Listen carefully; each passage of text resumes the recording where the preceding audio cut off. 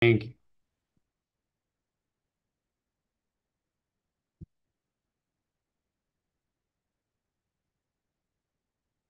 Good evening, friends. Welcome to Two Witnesses. We're still cruising through that main heading, and we are focusing for past several weeks on Babylon and Babylon being judged. And right now we are in Jeremiah chapter 51, and this is presentation number 51. And let's launch into the presentation. And want to give a reason why we are studying Babylon, this series, and how do we benefit from that, from these studies. There's an interesting aspect I want to discuss and introduce, and this is one of the milestones that we would be covering today. We have passed several few milestones already for last 2 to 3 years in this Zoom room. We started with the Ten Commandments, a moral righteousness, an introduction to morality, God's morality and moral rules, Ten Commandments. From there, we came to magnified law brought to us by Jesus Christ, God's Son. And that's a milestone. Now, law is spiritual. So the moral righteousness is based on spiritual law of Jesus Christ. That's the first milestone we have accomplished. The second milestone is the new righteousness under new covenant is not just moral righteousness. Somebody might think, I don't kill, I don't steal, I don't bear false witness, both in letter as well as spirit, and then I am good. Actually, the new righteousness takes things further than moral righteousness. Moral righteousness we should not be neglecting, and we should be growing and maturing and perfecting or getting completed in the moral righteousness. That's very important. But in addition to moral righteousness, under new covenant, we have relational righteousness. We must build relationship with God and his Son. This relationship cannot be accomplished merely listening to a teacher or merely growing under a pastor. That means we have to do our own Bible studies and we have to do our own prayers and we have to build a personal relationship with God and his Son. This is absolutely essential and necessary for salvation. So we have the second milestone is relational righteousness. This is also worded or coined by scriptures as knowing God. My sheep know me, and I know my sheep. So this knowing relationship, each of us individually have to build with God, and we have to taste his goodness. And that relationship should grow and mature and get deeper and closer. So we must all be growing in this milestone of relational righteousness. So if we are not growing, then he would say, I never knew you. Depart from me, you who practice lawlessness. That's the answer which we don't want to hear. So the third milestone today I want to introduce, probably you are somewhat familiar, but I want to take time to present the third milestone we would be moving on to. The third milestone is positional righteousness. The positional righteousness is another milestone. This is positioning yourself spiritually where Christ is. This is absolutely required for us to make it into kingdom. Now, we started with moral righteousness, which is very important, and the relational righteousness is also equally important. And then we have positional relationship. That is, wherever Christ is, we have to position ourselves there. For example, if you are looking at a system and Christ is not there in that system, he moved out, then you also have to move out. If Christ has moved into a system, you also have to move into the system. So, this is a new thrust that the new covenantal righteousness brings. And the penalties of not staying with Christ where he is are colossal. There's a big penalties. In fact, we would be brought under wrath of God, the Father. We would be under wrath of God if we don't position ourselves where Christ is. It's a spiritual positioning, it's not physical positioning. So let's see a few verses, and then we would come back to this positional righteousness. John 12, verse 26. If any man, if any man serves me, let him follow me. You have to follow Jesus Christ in truth. And where I am, there shall also my servant be. This is a pretty profound statement. It demands our meditation. When you have calm mind and you have free time, just meditate on this saying. What is he saying? Where I am, there shall also my servant be. If a church has become Babylonian church and Christ has left that church, we also must immediately leave that church.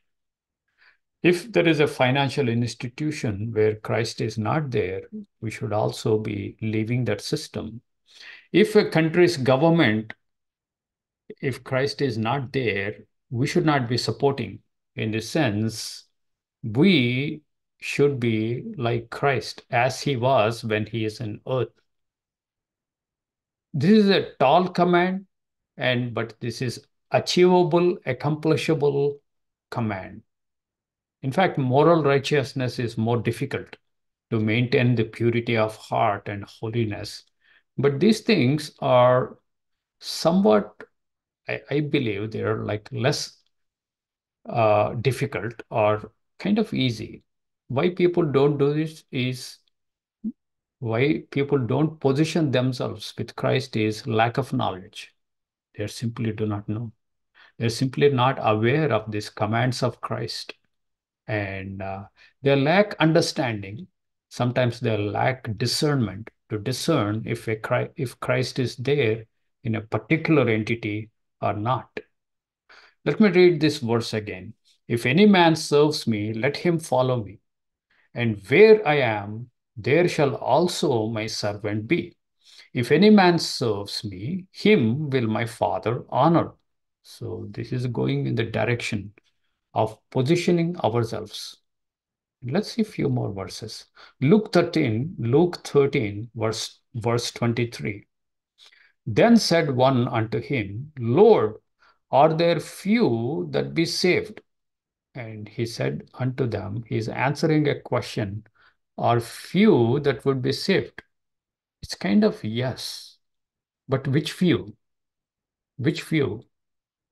Strive to enter in at the straight gate, that is stenos. Stenos is a very small, narrow gate. So this is a narrow gate. For many, I say unto you, will seek to enter in, and shall not be able. When once the master of the house is risen up and has shut the door, you all begin to stand outside and to knock at the door, saying, Lord, Lord, open unto us. And he shall answer and say unto you, I know you not, whence you all are. The whence is pothen, Greek word. Pothen is the place. Which place have you positioned yourself? I know you not, from where you are. Where did you position yourself? Did you position where I am? No, no. People were not aware of this rule or requirement, or people carelessly ignored. But God, in His infinite mercy, would make you aware at some point you should not stay in a particular congregation, particular Zoom room, where my son is no longer there. This is going apostate, and this is becoming Babylon. God would create some sensitivity and show you, perhaps, even though you are not proactive. That is the time you have to obey. If you want to practice this positional righteousness, you should immediately, without rationalizing, without resisting, without rebelling, you must and you should leave that Zoom room or that congregation. This is very personal and private that God would communicate to people, sometimes families, and we have to position ourselves. And any delay, this is very time sensitive, any delay in spirit of rebellion or rationalize yourself and stay with that apostate entity, there will be severe consequences. There will be severe consequences for staying with that entity.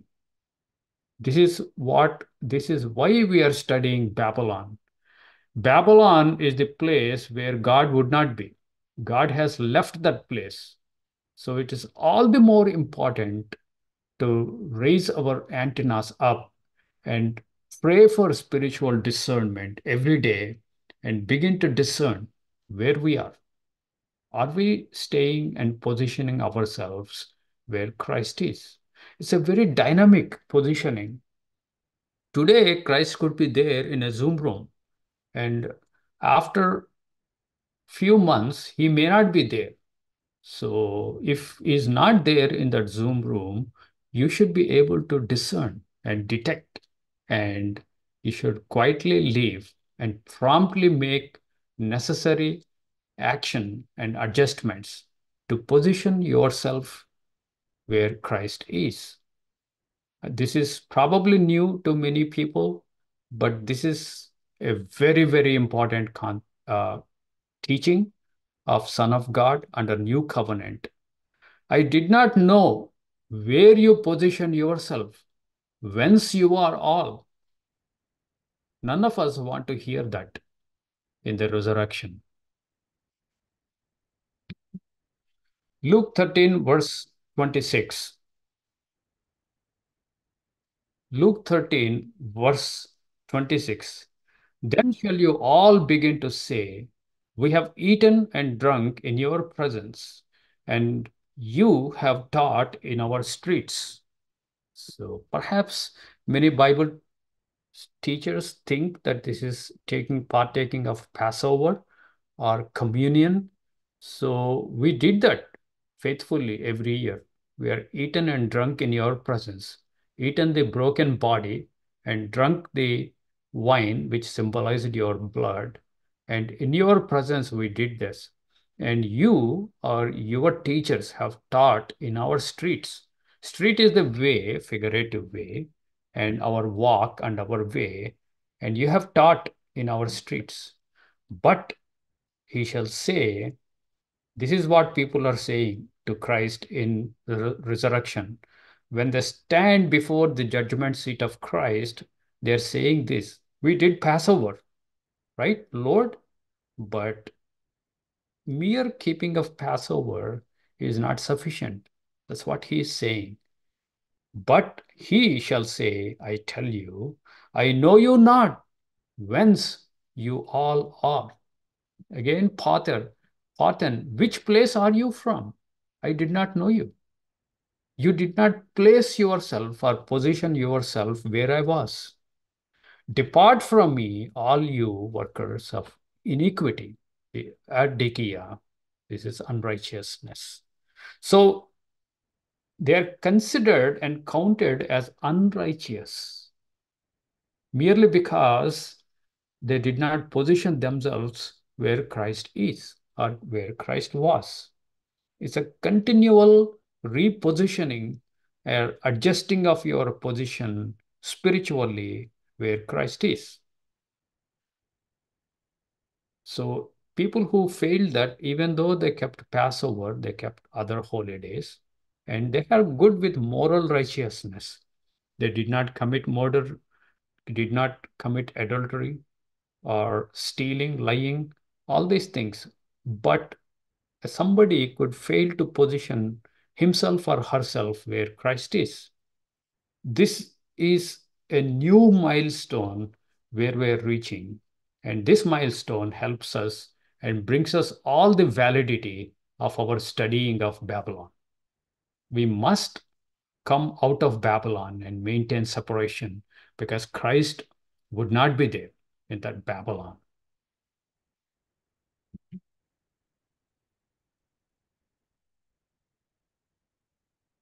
144,000, these are straight into kingdom. They are first fruits. And 144,000 are first fruits. They are in the first resurrection. And what 144 have done? So very interesting. Revelation 14, chapter 14, verse 1. This is a good place to study 144,000. And I looked, and lo, a lamb stood on Mount Zion, with him 144,000. So, Lamb, Son of God, Jesus Christ, is standing on a mountain called Zion. Zion is a spiritual mountain. It, it describes the new covenant. People who are under new covenant, along with Christ, they are standing on this mountain in the new covenantal relationship. They're 144,000 having his father's name written in their foreheads. So they are sealed. They're sealed. No power on earth, no demon, no devil can touch them because Father's name, it is written and they are sealed. So what else? What about this 144,000? What is the difference between others and 144,000? What makes them 144,000 in addition to sealing? Verse 2, and I heard a voice from heaven as the voice of many waters and as the voice of a great thunder. And I heard the voice of harpers harping with their harps, and they sang and they sung it as new as it were a new song before the throne and before the four beasts and the elders, and no man could learn that song but the 144,000 which were redeemed from the earth. So this is a new song. Nobody else can learn and nobody else can sing this song. This is a new song that 144,000 are privileged to sing. And spiritually, metaphorically, the singing is a new way of victory. Singing, mostly it is sung after a victory, a great victory, great milestone, and an occasion of celebration. If you look at the singing throughout the scriptures, from Genesis to Revelation, there are mainly two occasions where people sing, either the victory or the judgment. When people go into punishment, and now they realize their sins, and now they lament, and they also sing songs of sadness. But here, this is a jubilation. This is 144,000. They're standing with Christ, Jesus Christ, on Mount Zion, and they were redeemed from earth. They are redeemed from earth. They are purchased from his blood, and they are made into kingdom. They are first fruits. So there is a jubilation and joy. And what else about 144,000? Verse 4. These are they which were not defiled with woman. So they are not in touch with Babylonian woman, the mystery Babylon whore, the apostate churches. They withdrew themselves. So they are not defiled with woman. For they are virgins. They maintained the virginity in other sense, in other ways. They maintained the purity. Purity can be explained in terms of moral righteousness. The purity can also be explained in terms of relational righteousness. You have personal, strong, binding relationship with Jesus Christ and his Father through regular prayers and regular Bible studies, not delegating everything to your minister or teacher. That is also considered purity and righteous. The third milestone, because you position yourself, moved yourself out from this woman that will defile us, and by positioning yourself where Christ is, you are also called pure. You are pure. They are virgins. And these are they which follow the Lamb whithersoever he goes. So wherever Christ goes, these people also went. This is a very interesting, very important statement that God wrote for us. If Christ is moving, we also move. If he stands, we also stand. Where he stands, where he resides, we also reside. Where he does not reside, we will also not reside. See these the ramifications of this statement. The 144,000 faithfully positioned themselves where Jesus Christ is. For that, you need to understand if Jesus Christ is there in an entity or not. Isn't it interesting? These were redeemed from among men, being the first fruits, the first resurrection unto God and to the Lamb, and in their mouth was found no guile. So your heart is pure, your mouth is pure, no deceit, and they are without fault before the throne of God. Wow. Lot is said about 144,000, but the underlined aspect is one of the features of 144,000 is they positioned themselves where Christ is. That means they came out of Babylon and they maintained strict separation rest of their lives. This is what it boils down to. So that is all the more important that we study, learn, and understand this Babylon and stay out of it. And narrow and difficult way. This is some people think it doesn't matter. As long as you have moral righteousness and you do not kill, steal, commit adultery, you're good and acknowledge Christ and attend whichever church you want and stay with whichever pastor, teacher, minister you want. It doesn't matter because personally, you're not committing sins. But that's not what scriptures are saying. That's not what Jesus Christ is telling us. He's telling us moral righteousness is right, correct, but you should also build relationship with me. And that is also not sufficient. You should also position yourself where I am. Where I am, my servants also be. So Matthew 7:13, you can't generalize and loosen. You have to be very strict. It has to be narrow interpretation. And enter ye at the straight or stenas, narrow gate. For the wide is gate and broad is the way that leads to destruction, and many there be go in thereat. That is the Babylonian church. Babylonian churches convince us that it is okay, even if Christ is not important. Christ's teachings are not central to our church, our organization. His person, his teachings, his examples are not primary or most important things. For us, we have other church rules or church doctrines or church fundamental beliefs. Whatever way they broaden and loosen, that's Babylon. If you go that way, you will be destroyed. You will be under wrath of God. Because the straight, you have to be going through the narrow gate. And because the straight is the gate and narrow is the way, the word narrow is a bad translation. Thlibo. Thlibo is like pressed on all sides. Thlibo is the same word used for tribulation. So we go through tribulation. We go through separation where we would be rejected by former church friends. We would be rejected and abandoned by our families, friends, everybody. So it's a difficult way. It's a lonely way. But these people make sure that they are with Christ and they position themselves where Christ is.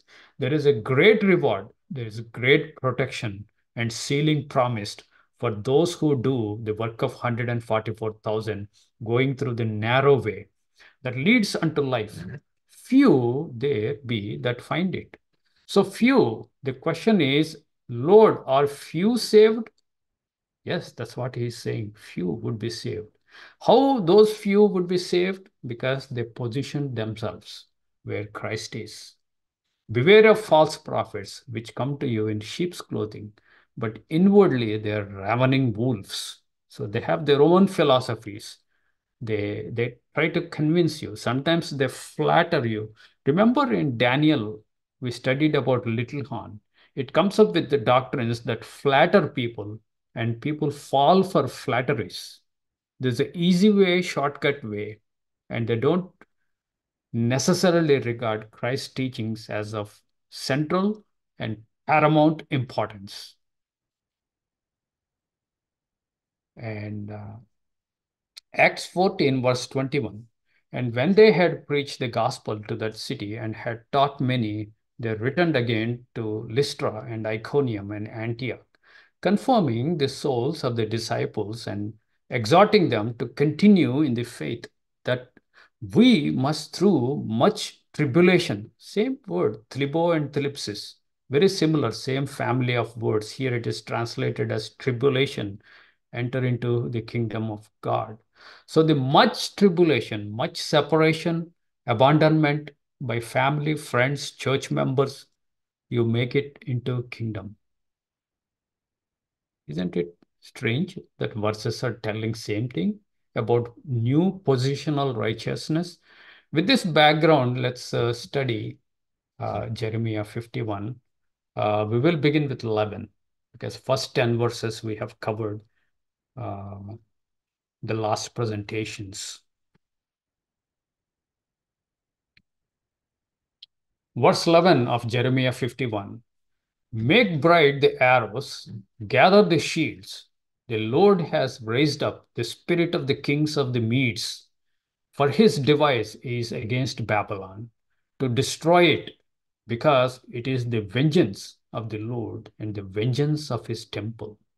So the vengeance of the Lord and vengeance of his temple are on Babylonian churches, or Babylonian financial systems, Babylonian educational systems, Babylonian entertainment systems, you name it. The Babylon is everywhere. But all those instances of Babylon would be judged, would be destroyed, because God is coming with a vengeance and vengeance for his temple. We are his temple. And here, to accomplish the task in the shadow on the Babylonian kingdom of Nebuchadnezzar, after Nebuchadnezzar is dead, his descendants were ruling the Babylonian Empire. Then he raises Medo-Persian Empire and their kings, the kings of Medes. It's an interesting phrase. The chief among the king of Medes is Cyrus. Even Cyrus carried a title that he was king of Medes. He comes from Persia. There are two kingdoms, Persia and Medes, and they come together, Medo-Persian Union, and they invade Babylon.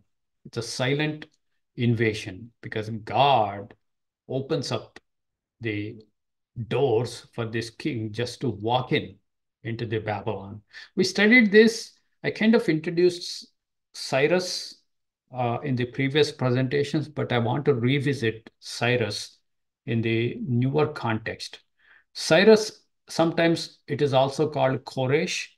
Koresh is a derivative of Cyrus. And Cyrus is a type and picture of Christ, Jesus Christ. Cyrus destroyed the Babylon, physical Cyrus, and he conquered and subdued and destroyed in this sense. But the spiritual Cyrus is Jesus Christ, but he would destroy a different Babylon, that is spiritual Babylon. That we would see in Revelation 17 and 18. So we're making a way towards 17 and 18. And I want to introduce Cyrus, how he reflects Christ in terms of phraseology, in terms of phrases and hints and the work he does.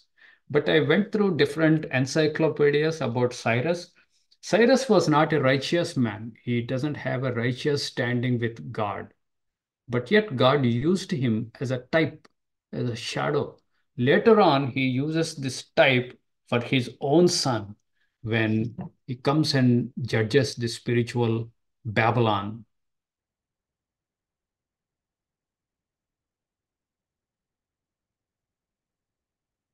CD Cyrus. Cyrus is Koresh. Uh, I don't know. Maybe you can pronounce CDs. Not sure.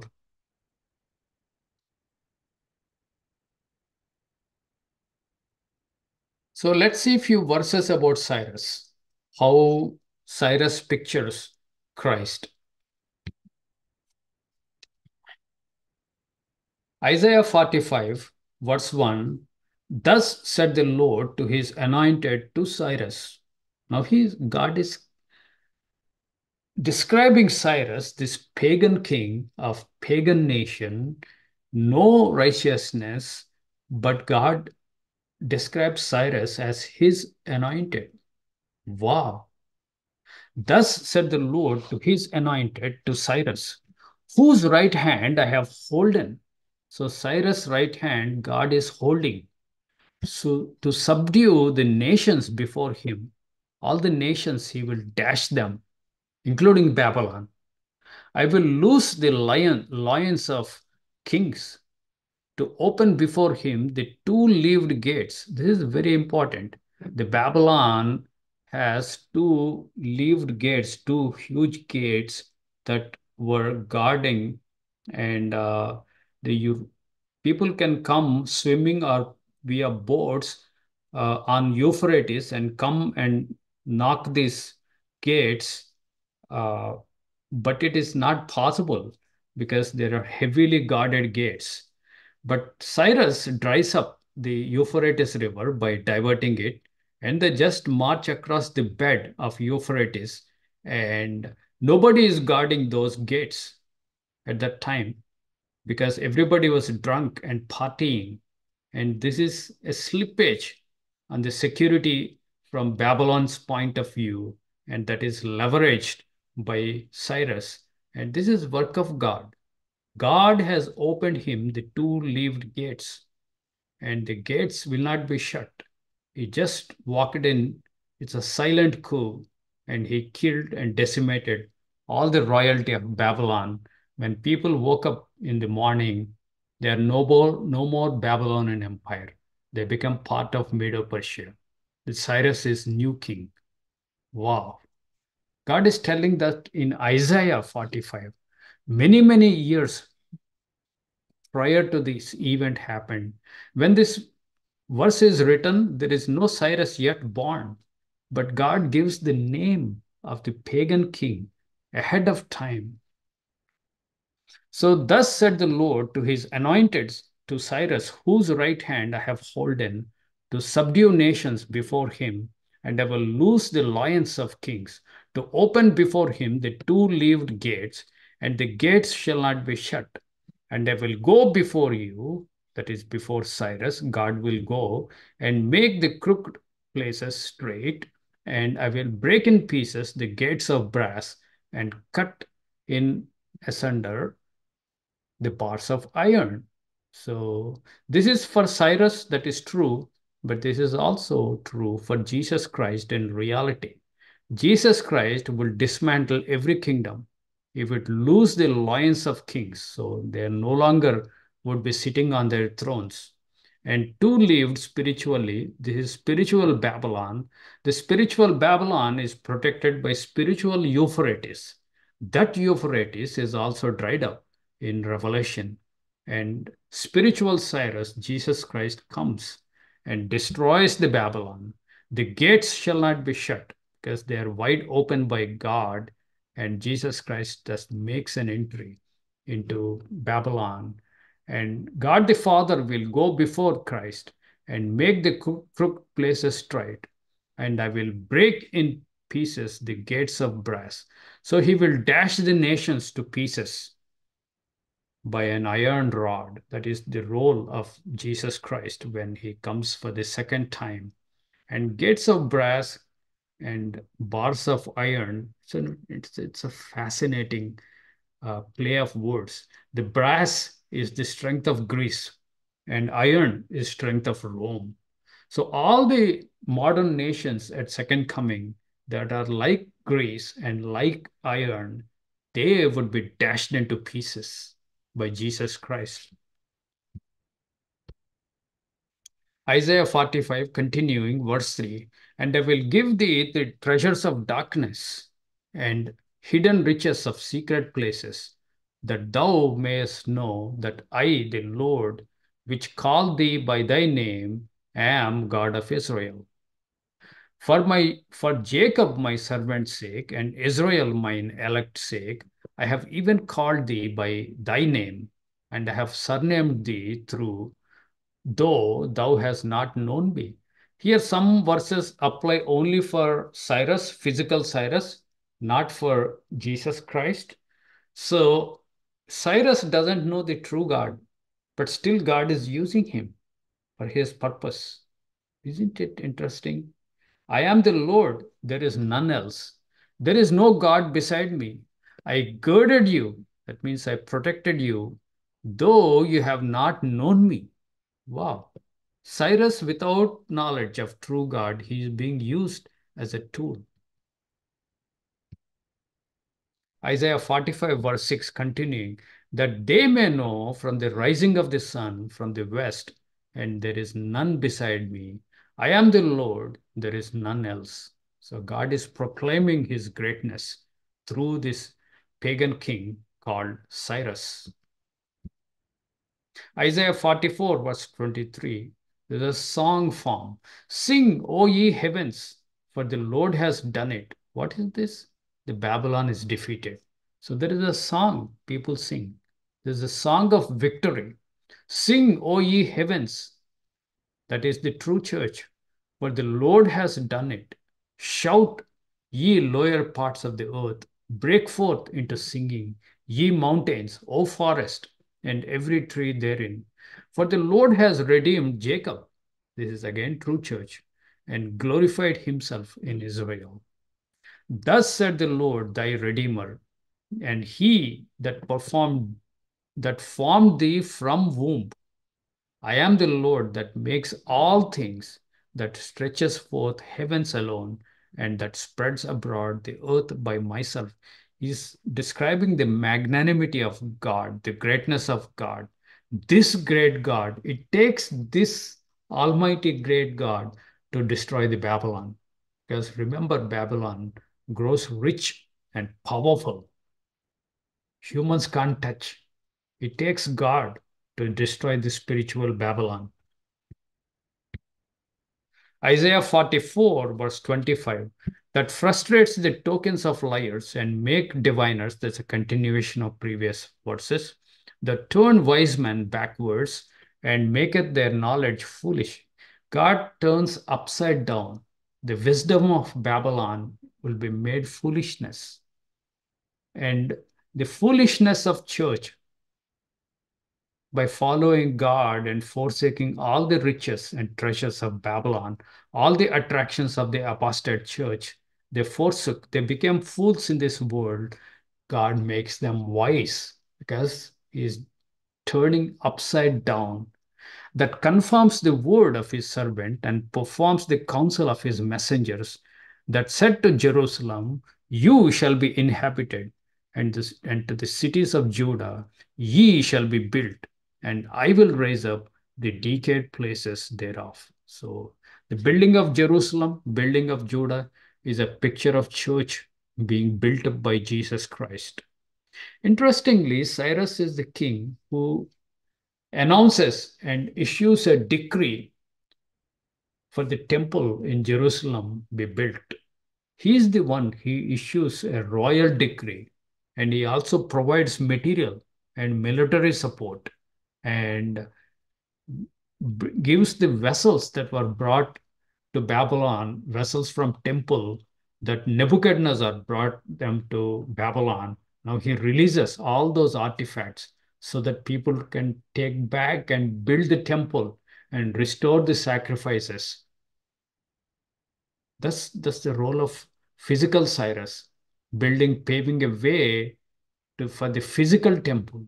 What is Jesus Christ, his counterpart, is doing? He also gave a decree that the spiritual temple be built, that is church. And he is providing everything that is needed, the military support, armor of God, and the material support, his word and his protection, everything he's giving so that the church is properly built after his spiritual image. We are built according to the foundation, the true foundation, that is Jesus Christ. So the spiritual Judah, spiritual Jerusalem are built by spiritual Cyrus. Here we are seeing physical Cyrus in shadow doing very similar thing. There are so many parallels between Christ and Cyrus. Cyrus not only destroys the Babylon, but also builds Jerusalem, temple, and Judah. That's how the script runs. Isaiah 44, verse 27, he said to the deep, be dry, and I will dry up thy rivers. That is Euphrates, probably. That said of Cyrus, he is my shepherd. Now God is calling Cyrus my shepherd. He was not at all a righteous king. He worshipped the pagan gods and he went after pagan gods. But I wondered, like, why he is called shepherd, my shepherd, because later on the script is applied to God's son, Jesus Christ. Some verses apply only to Cyrus. Like, for example, you did not know me. That would not apply to Christ. But here, you are my shepherd. That does not apply to physical Cyrus, but applies to Jesus Christ. See how we have to sift this word of God and properly apply. He said of Cyrus, he is my shepherd and shall perform all my pleasure. What is that? This should ring our bells. This is what he said of David, King David. David is a man after my own heart, who performs all my pleasure, who does all my will, all my will. He's talking same thing about Cyrus. What does this tell us? There, he was not talking about physical David. He was talking about true son of David, that is Jesus Christ, the spiritual David. Here also, he's not talking about physical Cyrus. He's talking about spiritual Cyrus, Jesus Christ. Even saying to Jerusalem, thou shalt be built. Physical Cyrus said this to Jerusalem, thou shalt be built. And to the temple, thy foundation shall be laid. So he issued a decree. And he told, God told me. Even though he doesn't know God, he actually tells, God told me to build this temple in Jerusalem and give all this support. That's how God can accomplish his will, even through a pagan king, even through a pagan nation. However powerful that nation is not a block to God. However mad and pagan a king is not a block to God. God has that power, that wisdom to use any entity, even a pagan nation, pagan king, and who necessarily worship him, who necessarily not in right relationship with him, but God can accomplish that tells us the glory of the God, that glorious and all-wise God that we worship and serve. Ezra 6, verse 14, just how it typifies Christ. Ezra 6, verse 14. The elders of the Jews built and they prospered through the prophesying of Haggai, the prophet, and Zechariah, the son of Iddo. And they built and finished it. They built the second temple. And according to the commandment of God of Israel, see, the commandment primarily came from God of Israel. And according to the commandment of Cyrus. Cyrus, Darius, and Artaxerxes, king or kings of Persia. Here also he's studying up kings of Medes. It's the same thing, Medes and Persia. It's one kingdom. All these people were stirred up. And this house was finished on the third day of the month Adar, which was the 6th year of the reign of Darius the king. So finally, the temple is built. This is a great accomplishment. In spiritual layers, the church, the spiritual true church, is also built under the direct command and decree by our King, Cyrus, spiritual Cyrus, Jesus Christ. And here the command came from both God and Cyrus. That means the command to build the true church came from God the Father as well as spiritual Cyrus, Jesus Christ. Ezra 6. In the first year of Cyrus the king, the same Cyrus the king made a decree concerning the house of God at Jerusalem. Let the house be built. This is the decree Cyrus gave. And the place where they offered sacrifices, and let the foundations thereof be strongly laid, and the height thereof 80 cubits, and breadth thereof 80 cubits. This is coming from mouth of Cyrus. He's giving even dimensions of the temple. And he said, foundations be laid and work be started in Jerusalem. See, he is giving details. A pagan king has no clue about the true God. And with 3 rows of great stones and a row of new timber, and let the expenses be given out of the king's house. So he's giving finances also, financial support, as well as political support. And also let the golden and silver vessels of the house of God, which Nebuchadnezzar took forth out of the temple which is at Jerusalem and brought unto Babylon, be restored and brought again unto the temple which is at Jerusalem, everyone to his place, and place them in the house of God. This is a loaded verse. Sometimes we are called vessels of God. We are called the furniture, the stones, and the silver and golden artifacts that are figuratively referring to us. We were entrapped in Babylon, spiritual Babylon. We did not know that it has become Babylon. God must have whispered in our ears, and we listened to God and came out of that Babylonian church. And we were taken all the way to spiritual Jerusalem, New Jerusalem, and we were built. We were made part of the temple, just like these artifacts were made part of the physical temple. And this great spiritual temple is built and finished. Isn't it fascinating? Because Jesus called us, ye are the temple of living God. In fact, he said that we are the apostles, not directly. Ezra 4:1. Now, when the adversaries of Judah and Benjamin, see, Cyrus also gave protection for the work of temple building. We are building our own temple. We are the temple of living God. We are building our spiritual temple by overcoming defilements, that is moral righteousness. We are also building relationship with Christ, that is relational righteousness. Now we are positioning ourselves where Christ is so that we are coming out of Babylon and established in New Jerusalem Isn't it fascinating? We are getting protection from Babylonian armies. We are getting protection from demonic forces.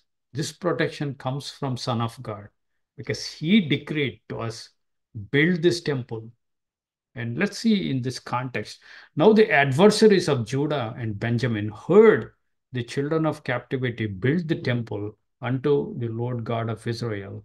Then they came to Zerubbabel, the chief of the fathers, and said unto them, let us build with you, for we seek your God as ye do, and do sacrifice unto him since the days of Esarhaddon, the king of Assur or Assyria, which brought us up hither. But Zerubbabel and Jeshua, the rest of the Joshua probably, one is king and other is priest, and rest of the chief of the fathers of Israel said unto them, ye have nothing to do with us to build a house unto our God. Now the foreigners and strangers cannot be part of this temple building. It is exclusive for us, the true church, to build this temple in holiness. But we ourselves together will build unto the Lord God of Israel, as King Cyrus, the king of Persia, has commanded us. They're using the name of Cyrus and throwing away the enemies that they want to infiltrate and and and sabotage this temple building process. And what do we do when demonic attacks happen to us? We rebuke them in the name of Jesus Christ, which is spiritual Cyrus. See how these scripts exactly play when we come to spiritual reality. That's about Cyrus. And let's continue a few more verses in 51. Set up the standard upon the walls of Babylon, make the watch strong, set up the watchmen, prepare the ambushes. For the Lord has devised and done that which he spoke against the inhabitants of Babylon. Babylon is like superpower of the day. None can touch them. None can defeat them. They have effective spying system. No enemy even can think of invading Babylon. That was the terror. That was the fear that is instilled of the whole world by Babylonians. But yet God is setting up the ambushes. He's asking all the Medo-Persians to set up ambushes, set up slippages, because I am with you. And he spoke against the inhabitants of Babylon. O you that dwells upon many waters, abundant in treasures, your end is come, and the measure of your covetousness. So his God is saying, you Babylon, you sit on many, many waters, abundant in treasures. You are so rich. Your superpower, your influence covers the whole world, and your end is come. And your covetousness, you're lusting after the physical, earthly things, the precious things that you lusted after. That's all going to come to an end. Because I'm going to burn this Babylon. That's what God is saying. This is exact phraseology, exact things that he talks about spiritual Babylon, the mystery Babylon in Revelation. Revelation 17:18, we see how these phrases he reuses for spiritual Babylon. Revelation 17:1, 17, chapter 17, verse 1. There came one of the seven angels which had seven vials and talked with me, saying unto me, come hither, I will show unto you the judgment of the great whore that sits upon many waters. Here, the Babylon is dwelling or sitting upon many waters here. Now, the mystery Babylon, that whore, is also sitting on many waters. The exact phrase of sitting on many waters, with whom kings of the earth have committed fornication. The inhabitants of earth have made drunk with the wine of her fornication. Revelation 17, verse 15. And he said unto me, the waters which you saw, that is many waters, where the whore sits, are peoples, multitudes, nations, and tongues. This is the whole range, whole spectrum of political landscape of the whole world. You have some as people, some have multitudes grouped together, some nations, and then nations and tongues. Some are organized by languages. Some entities are organized as independent sovereign nations. Some entities are organized as multitudes, a conglomeration, and some are just loose peoples, small countries, small kingdoms. You have variety of political landscape now. All of them on which this horse sits, this Babylon has its tentacles and its influence, its control over the whole inhabitants, except the true church. It pretty much has control of the whole world because Babylon was the superpower of the day. But there's an interesting, God gives more nuances. How Babylon exercises control over all the inhabitants of the world, all the waters, many waters, through their governments, through their leaders. The Babylon catches hold of all the presidents and prime ministers and senators, members of parliament, and perhaps the chiefs of police, chiefs of judges, justice system, and their intelligence system, CIA, FBI in our case. So it gets hold of all the crucial people in the governmental agencies of every country. And once it captures and controls all these entities, it's easy to control everybody, everybody. That's where we are going. This whore is sitting on many people, no doubt. But next, it tells us, Revelation 17, verse 9, here is the mind that has wisdom. If you have godly wisdom, you begin to see these things.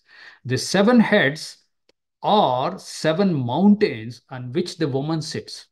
Mountain is an illusion for capital city of the nations. So it is getting control of the capital cities. What does it mean? Governments, governments, the rulers, the rulership, on them it is sitting. And the woman which you saw is that great city which reigns over the kings of the earth. If you look at the phrase, kings of the earth, it catches hold of all the prime ministers, presidents, or dictators, military rulers. Take your pick. They're all are under influence and full control and subjugation of this mysterious, invisible woman. That's how it exercises control over all the inhabitants. Revelation 18, verse 14. Here it says it is covetousness. The measure of covetousness, God is saying it is covetous. It wants more and more. Its philosophy is covetousness. So Babylon, because of its philosophy, it has grown rich. It is the richest country or richest entity, we can say, in the whole world. The Babylon is abundant in its treasures because of this influence and subjugation of the whole world, and also commerce, and because of the trade and because of the covetousness, it amassed all the best things to itself. Revelation 18:14, and the fruits that your soul lusted after are departed from thee, because God is bringing judgment. All the fruits that your soul lusted or coveted are departed from thee. All things which were dainty and goodly are departed from you, and you shall find no more at all. The merchants of these things, which were made rich by her, shall stand afar off for the fear of her torment, weeping and wailing, saying, Alas, alas, that great city, which was clothed in fine linen, purple and scarlet, and decked with gold and precious stones and pearls. See, all these precious stones, gold, All these things it amassed for itself. Babylon's philosophy is covetousness. And see, look at what Babylon is, how Babylon teaches all the inhabitants of earth. Is it is it not what we are seeing, the philosophy in the world? Christ defined for us and warned us against covetousness, which is essential feature of Babylon, both in shadow as well as spiritual reality. Luke 12, verse 15, and he, Jesus, said unto them, take heed and beware of covetousness. For man's life consists not in the abundance of the things which he possesses. Your life does not consist in the abundance of things you possess. But this is the philosophy well broadcasted, well advertised by Babylon, because her signature are covetousness. Amass best things for yourself. Best woman, best gadgets, best cars, best aeroplanes, whatever best, however you want to define best, it is with her. And that philosophy sometimes can touch us, but we have clear instructions of Jesus Christ. A man's life does not consist in the abundance of the things which he possesses. We just need food, cloth, shelter, and basic necessities of life. Rest of our pursuit is kingdom, righteousness, and holiness. So this is how Babylon is judged, and I will end the presentation here, and we will open the room for comments and discussion. And thank you for your attention.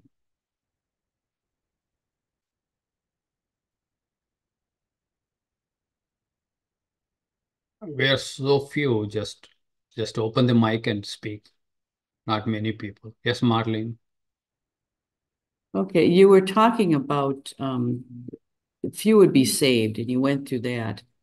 Then how do you see the rest of the people? That's in the context of first resurrection, first fruits. Okay, that's what I was thinking.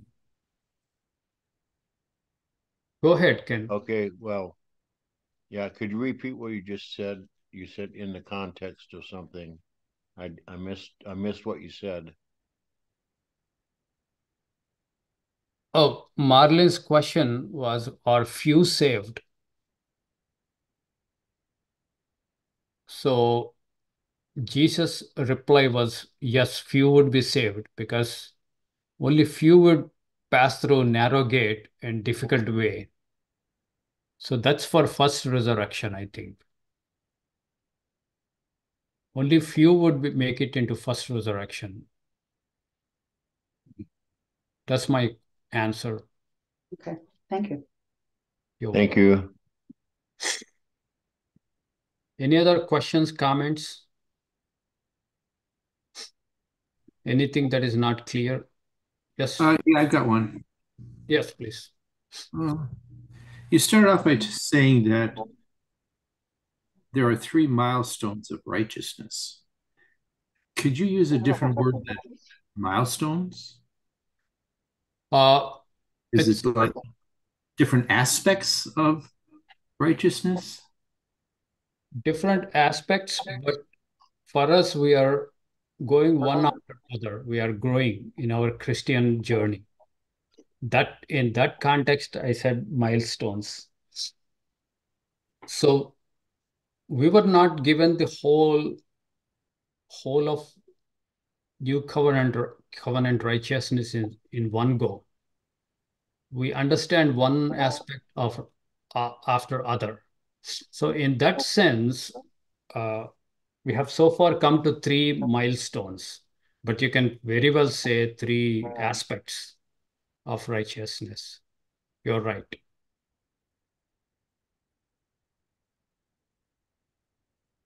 So they're not necessarily simultaneously, or I should say, they are not necessarily sequentially achieved, but rather they are each in their own progression of completeness, so to speak. That's very right. I 100% agree with you. They're concurrently accomplished. They're simultaneously, we would be growing on the three aspects. But the learning path, sometimes on the day one, we may not know all the three. So in that context, you might first learn about moral righteousness. That's what most people would begin their journey. And then relational aspect you would learn. Then you would learn positional aspects. So the learning sequence, you might learn in a particular step 1, step 2, step 3. It's possible. But once you know all three, you would be growing in all three simultaneously. You're right. It's not growing So is then not, you, yeah, go ahead. so then you would say that your moral righteousness is your understanding of the law. Yes. Okay. What we commonly call law, we mean, or most people mean, moral righteousness. Do not murder, do not deceive, do not tell lies. These basic morals parents would teach.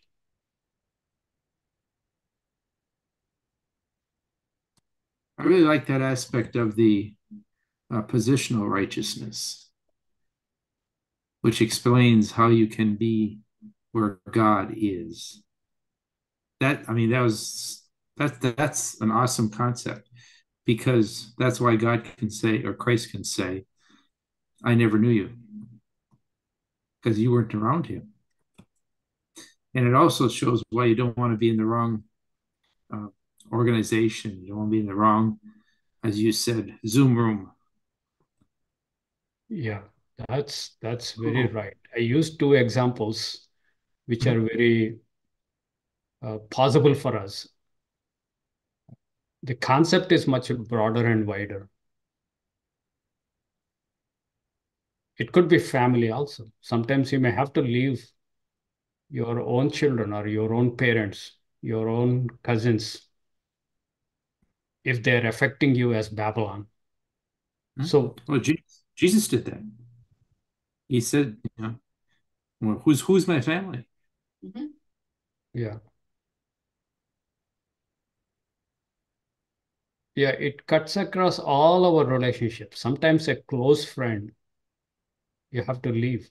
Sometimes, like, you have some families, some friends in churches for 3 decades, 4 decades, very good friends. Now it's very difficult to cut that relationship. It's painful. It's not easy. It's not easy for anybody.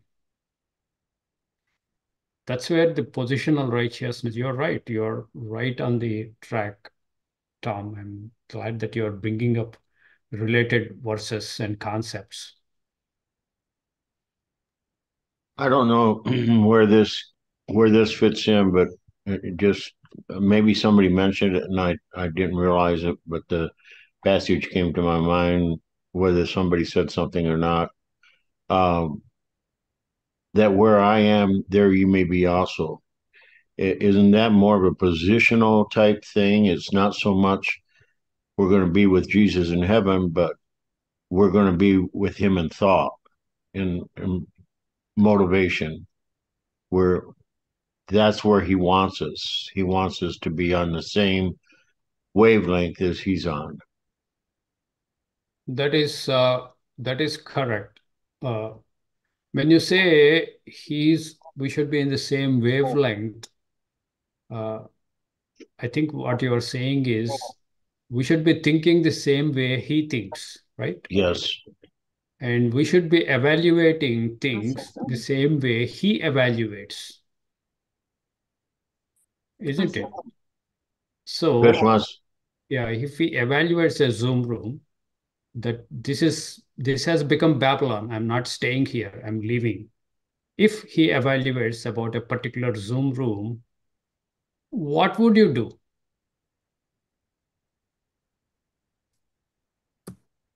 In order Right to now, the help, only Zoom room we know is this one. I know, just an example. Chris has something she wants to say or ask. I'm not sure.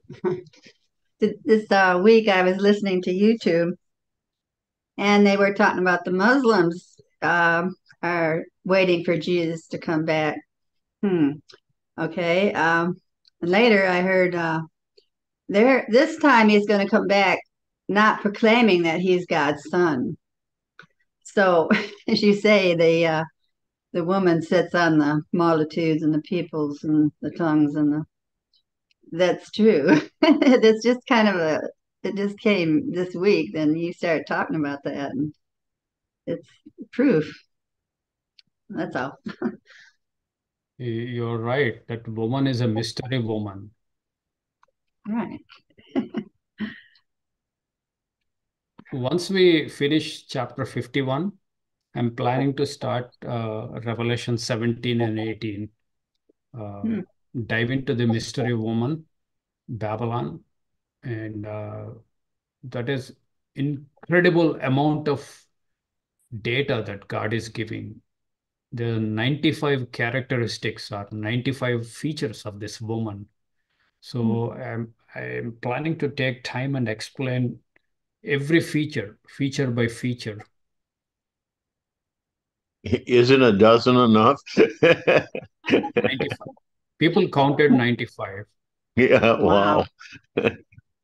You don't think that there are 95 features in just 2 chapters. Yeah, boy. I can believe it. But So once we are done with 95, all the characteristics of 17 and 18, some things become very clear for you. Still open. It's so clear. At least I can break the suspense and go ahead and tell. It cannot be Catholic Church. So it has to be something else. So it is not New York. People believe. So lots of candidates get eliminated once you go through all the 95 characteristics. And they slowly, it's like a dot. You're putting dots on a white paper. Finally, all the dots, once we finish, you see the picture. It makes sense. You see the picture, the connections in a dotted picture kind of thing. It's not a color photograph of a woman, but you see dots, so many dots. That picture emerges and it is clear and sure. And once you have good comprehension of 95 characteristics, then we can go to other verses of Jesus Christ. In Gospels, he talks a lot about Babylon. Most people do not have clue that he's talking about Babylon. So that makes real sense once we come to Jesus' teachings.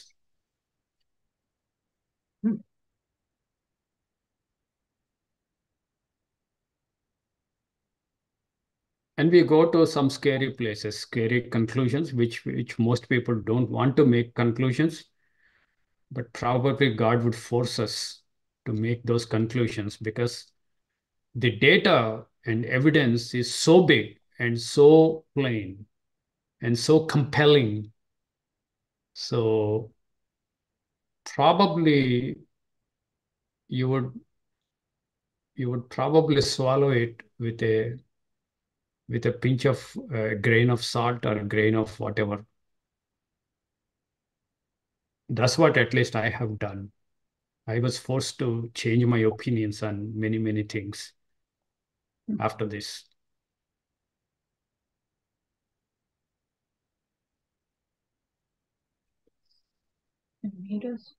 Well, now we have to hang in there. Get through Revelation 17, 18. Yeah, unfortunately, yeah.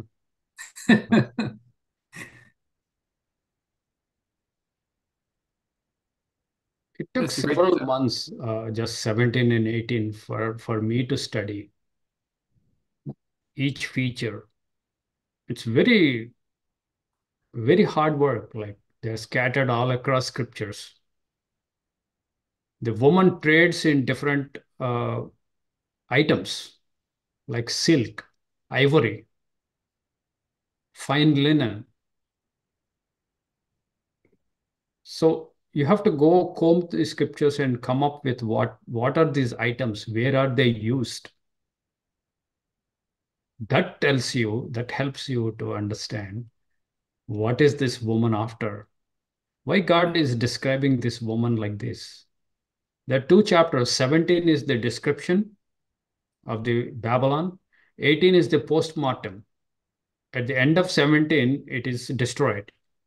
And 18 is, it looks back what it was, how that whore, how it lifted itself up. So the postmortem, he gives more details than the first description, 17. But we do need both the chapters. And then chapter 16, also he talks about Babylon. And chapter 14 and other places also he talks about Babylon. Euphrates being dried up. So we will come back to those chapters in Revelation later on and try to connect them, harmonize them, and one good consolidated uh, understanding of this subject. So that would uh, help you to begin thinking about Babylon, but over the years, you will learn a lot more on your own. But I want to make a beginning for people coming to these studies so that you have a beginning of good foundational understanding of Babylon. Sounds good.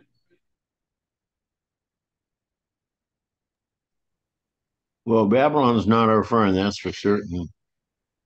Good conclusion. It's Babylon has so much to offer that it's awful tantalizing. That's why you have advertising on TV and radio and newspapers, magazines, and everything else. Just got all this neat stuff to distract us. Like you said, automobiles, luxury items, convenience items, the whole 9 yards. It's the allure of the world, the flesh, and the devil. And it makes me think, man, why I don't want to go there. There's a passage of scripture that says even disregarding the clothing or something like that that's tainted by it. I can't remember the exact, you probably know passage, but you know what I'm talking about, huh? You know what I'm talking about, Tagore? The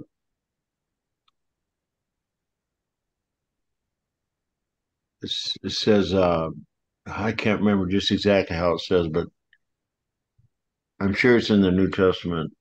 Talks about the garment that's contaminated, Defiled.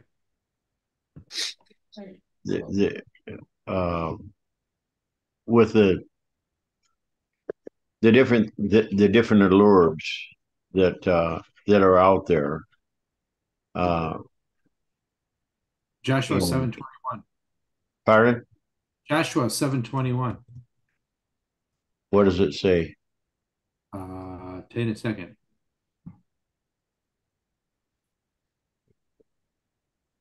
Let's go there. When I saw among the spoils a goodly Babylonian garment, one of the Targum adds, for no more was taken a garment made of Babylon, wool, or jarshi, or a valuable garment made in Babylon called shinar. But that's the word of the text. So, and it goes on to talk about the spoils of the Babylonish garment. So that would be the Old Testament counterpart, what I'm talking about then. Something about the New Testament. It says, abhorring, something along the lines of abhorring the very garment that's tainted by the flesh. Oh, yeah. I can't remember. Do you what? Where is that found? Is it one of the epistles? Yeah, that's Is it in Peter? I noticed that was up there. I don't know.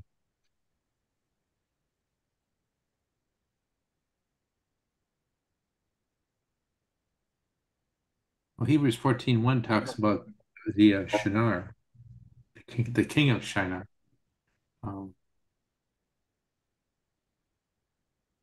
There it is. It's a garment, but yeah, it's in the New Testament. It's a garment. I don't know, garment or some other word. Keep going. Yeah. Hating even the garment stained by flesh. Where is that, hon? Jude 1:23. Jude 1:23, yeah. Just Jude 23. Snatching them out of the fire. Yeah. Jude is not long-winded. Yeah. And save others by Even the snatching garment spotted by flesh. Yeah. Yeah, that came to my mind. Save others by snatching them out of the fire. Right. Let's see. Was that before that? What verse is that, hon? I don't know. I think that's part of the same verse, but I'm not sure. Yeah. Maybe. Pull them out of fire. That's the context. Yeah. Pulling them out of the fire. That's how emergent all of this is.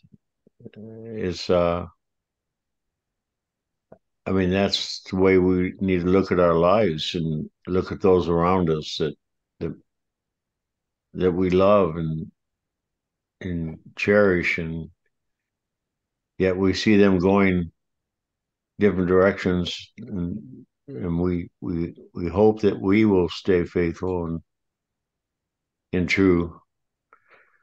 It's a warfare. There's no question about it.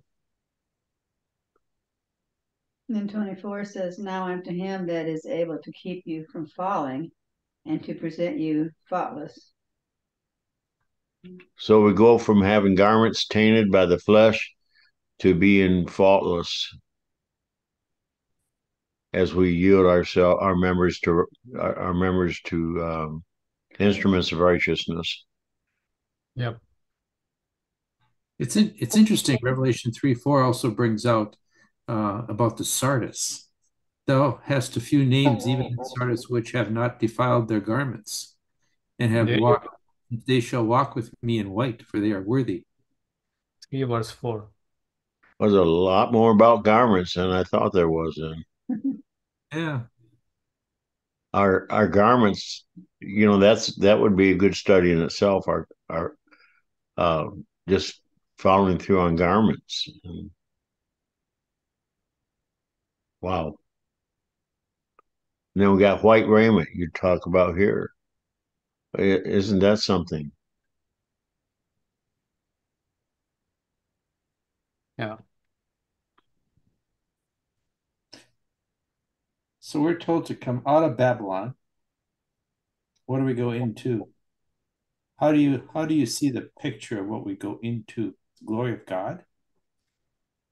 Babylon into New Jerusalem, isn't it?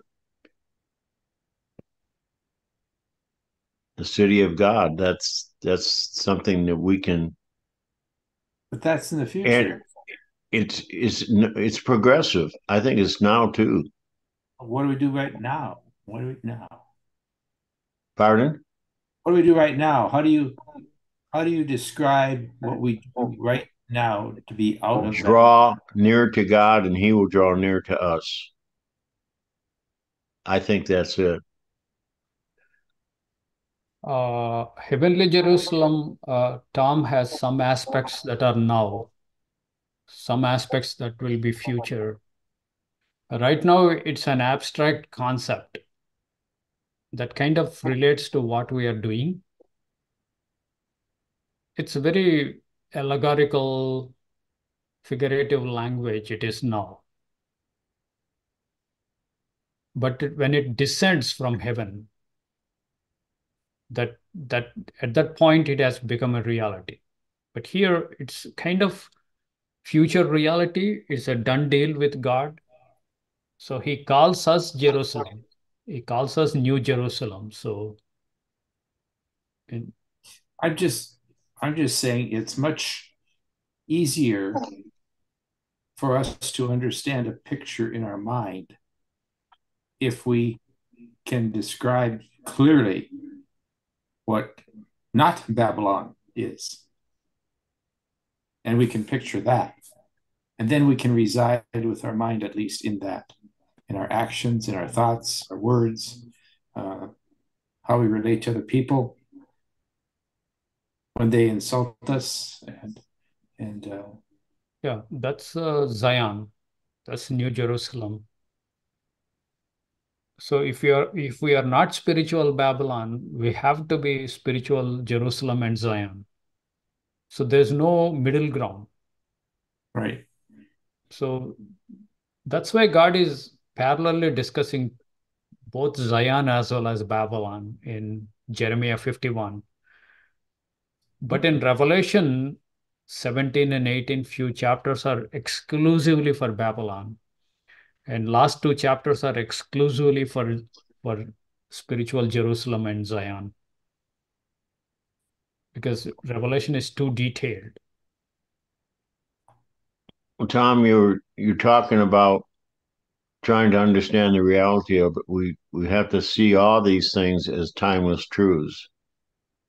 They reach what we are doing now reaches into the future, and it has impact on us and others around us. And my concern is not just for myself, but it's for my children, relatives, people that are very close to us and dear in our heart, and we don't see them making right choices. And we have a hard enough time making our own right choices. So it's I don't know. It's just it's things that these are things that I deal with in my mind daily, and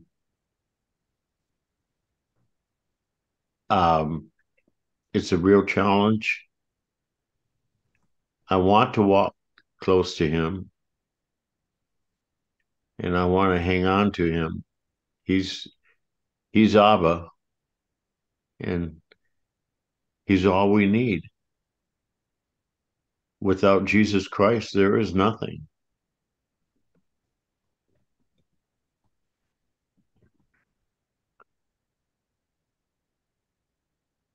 In my private study, I'm going through different prophecies, Joel, Ezekiel. They talk about what would happen to the people who stay with Babylon, who refuse to hear, or who delay their decision making. So delaying decision making itself is huge judgments would be unleashed against them. And who do not decide to come out, decide to stay there, they have even greater judgments that are pronounced. So the positional righteousness is very, very time sensitive. So when God makes you aware and gives that sensitivity, immediately you should come out. That immediately come out sometimes is explained in terms of fleeing. You flee, run for your life. That's kind of urgency God is telling. So delaying is never helpful. Actually, it incurs. greater punishments delaying. And on other hand, I see Lot's wife. When you are fleeing, flee. That's what I was When you are fleeing Sodom, you have to flee. You should not turn back and look back. Look back. Look back. So Lot's wife is another big teaching that comes out of this. Example. We also need to keep in mind, fleeing youthful lust isn't just for youth; it's for all of us. Even 90-year-old man, I think, has some. Now you're getting awful close. You're getting personal. These are not going to go away. But that's again moral righteousness. We should make good progress in moral righteousness. Yes. But relational righteousness is very essential. And positional righteousness is also very essential. And we would be learning few more aspects of righteousness. I like that. It's a personal righteousness. What else? Positional Positional and relational. Relational and moral. Personal, positional, relational, moral. But fleeing youthful lust is not just for the youth. It's moral. immature. Immature. Yeah. Of course, what kind of lust is not immature? That's a moral domain, moral area. We should be making progress, but I don't believe that you would be 100% perfect in moral aspects, because you have pulse of flesh. Mm. But the other two areas are accomplishable 100%. Like a good relationship, you can still grow. And good positional decisions, time-sensitive, timely decisions of positioning yourself on a continual basis and continual evaluation where you are standing. Are you standing with Christ? So that kind of constant monitoring evaluation is doable. Is it what? Doable. Is it doable? Yeah, you say is doable.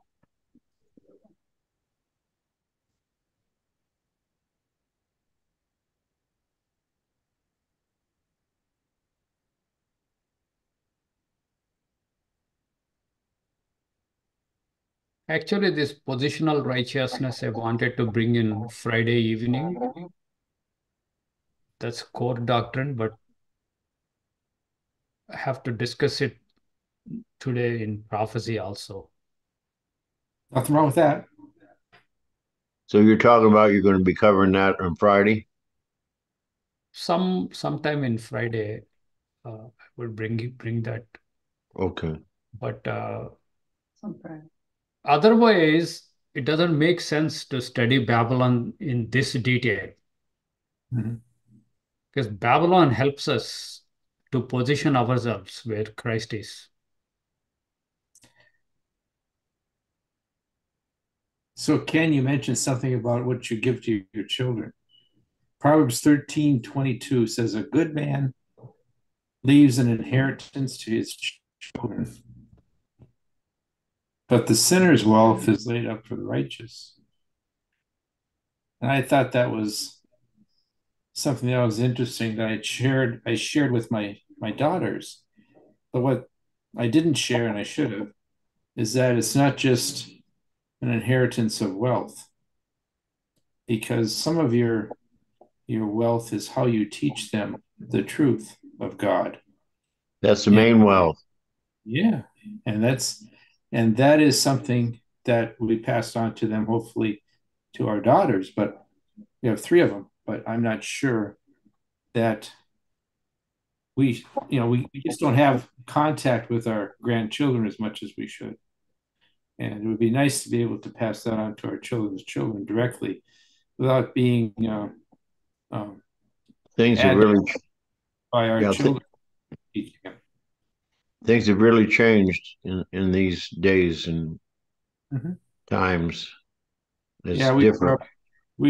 I grew up with my grandfather and grandmother in the same house that we lived in, That's to be cherished. and I appreciate the talks I had with my grandfather even as I was younger, because he died when I wasn't very old.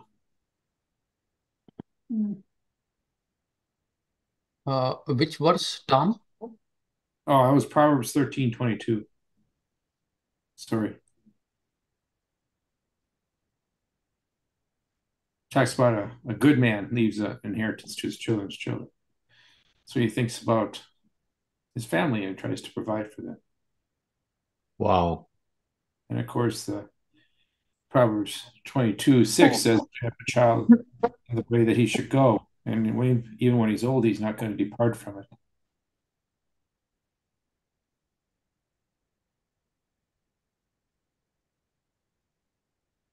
We have to be careful about how we distribute our wealth to our young'un, because an inheritance gained hastily in the beginning will not be blessed in the end. That's Proverbs 20:21.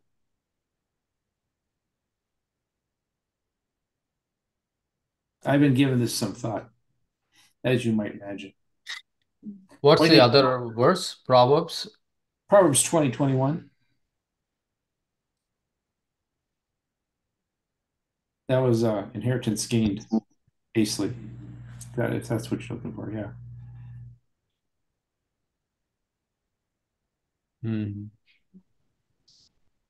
Yeah. Because we know what happened to the younger in Luke 15:12, where the younger son said, give me my share of the property now. I'm going to go party. Oh, yeah. There you go. Yeah, that's loosely translated. You mean it was far worse? Yeah. Yeah. Perhaps they don't value that property if you get it easily, quickly. Yeah. Just wondered. What was that again? They don't value that inheritance Yeah. if they Yeah. get it quickly. There should be conditions. Conditions and a long wait. Yeah. A little at a time. You did good on the first part. Here's some more. Good reason for the Lord let you live longer.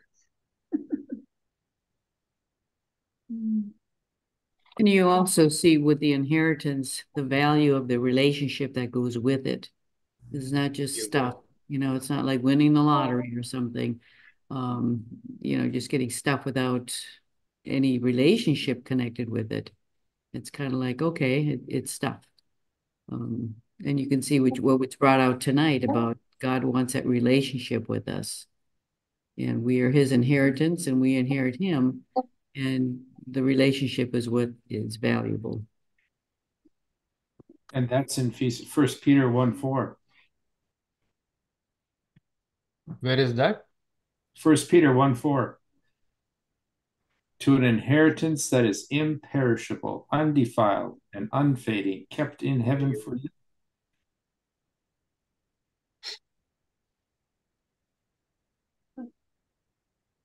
That's true. We are talking about a different kind of inheritance. Mm-hmm. Absolutely. So this is painting the picture of what's in the future.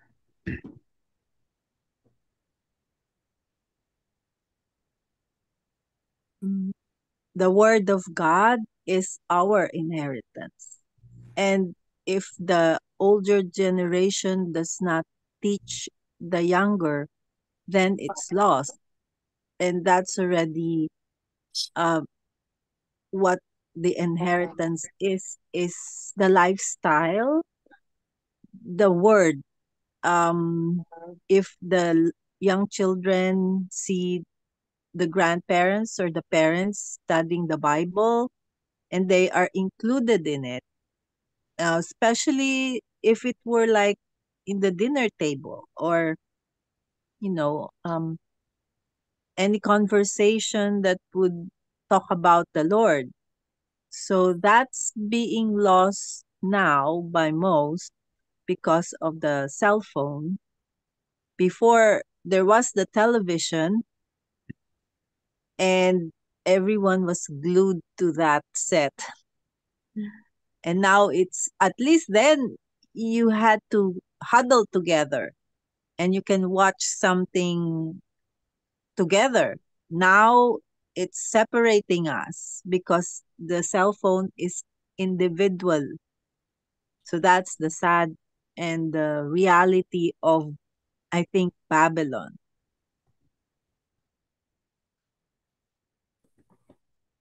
Yeah, Tom and I were just talking about that this morning, about how just the television came on, how that took away from family time to sit and talk with one another. You know, you're sitting there, everybody's watching a show.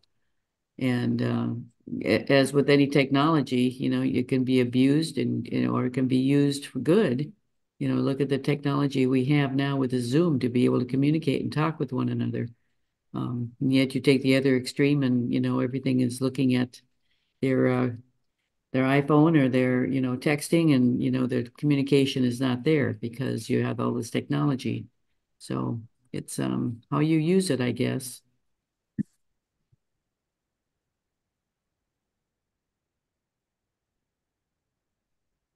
I go through some of the commentaries people wrote in 1800s before the advent of TV and cell phones. They don't have any entertainment. They might go to a stage, a play, to watch once in 6 months or so when the troupe comes to their village.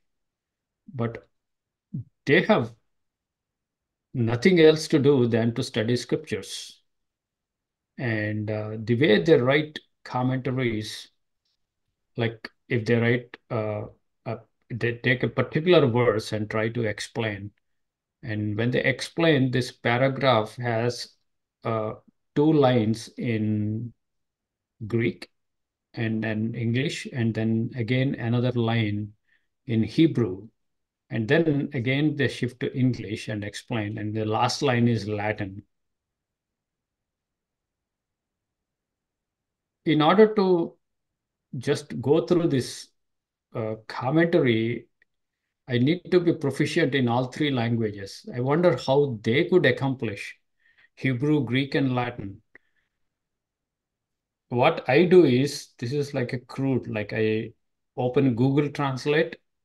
Google Translate has a feature, like it identifies the language and then translates. So I'll just copy this entire line and put it there. It writes in English for me instantaneously. So I'm tricking the system, but they didn't have Google Translate. They were writing like they're hard. They don't have even internet computer tools to learn the language. So they didn't have any distractions. They were full focusing on scriptures and then all the languages and brute memory. And yet they did incredible job of analyzing the verses, thinking about them, meditating on them for several years. That's why they could get back with some gems, a gem of insight into that scriptures. Uh, so going forward, like for Friday night studies, epistles of John, you might have noticed, I'm putting those gems that they came up to explain a verse, what they thought after studying that verse for several decades. So they're invaluable. So I just don't want to explain that in my own words. Just rather I copy and paste it so that you get that full benefit of their study.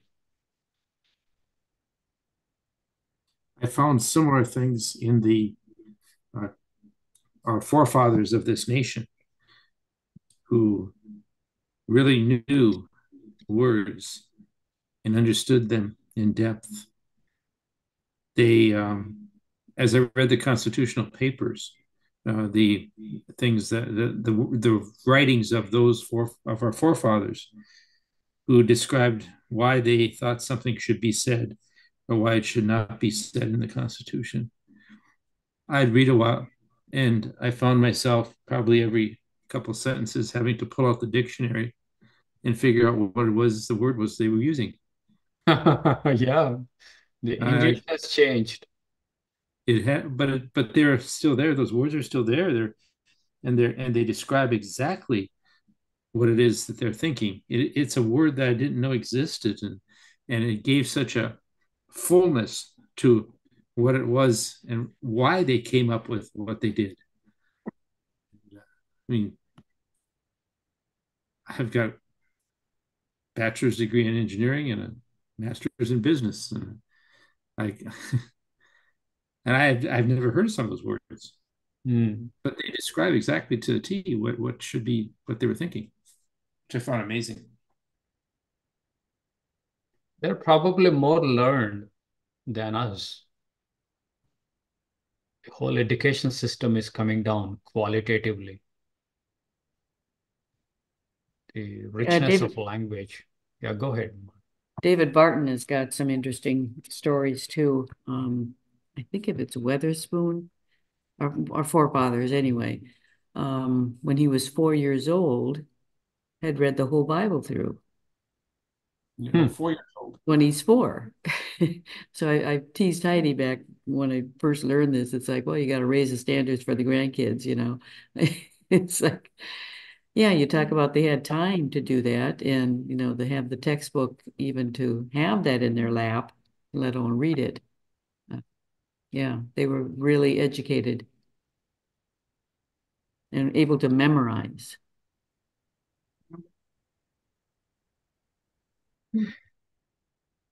That's a good way of improving your English and your thinking skills by studying scriptures. Just going through Bible.